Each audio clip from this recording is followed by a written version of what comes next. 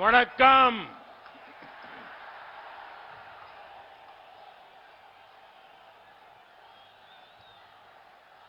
Coming to Palladam and being with all of you is a great pleasure.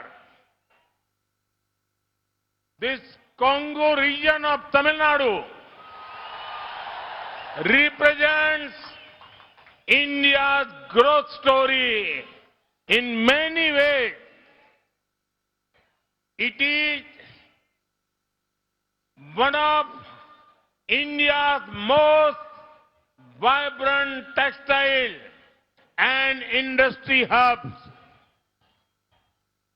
It also contributes to our country's wind energy capacity. This region is also known for its spirit of enterprise.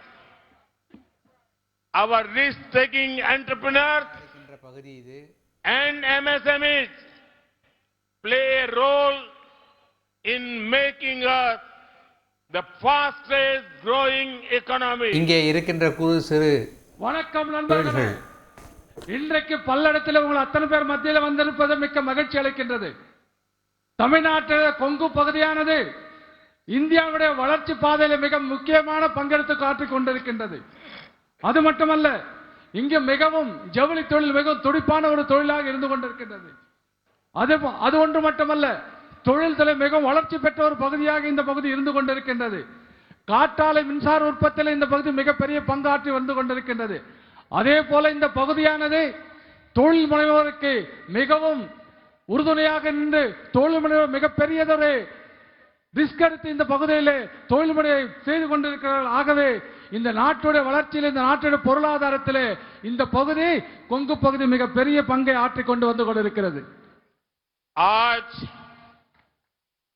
जहां भी मेरी नजर पहुंच रही है, लोग ही लोग नजर आ रहे हैं. ऐसा लग रहा है जैसे मानो केसरिया समंदर इतना बड़ा विराट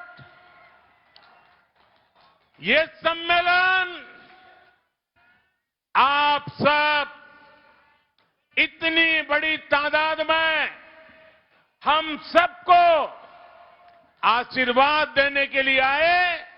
मैं आपका हृदय से बहुत बहुत अभिनंदन करता हूं.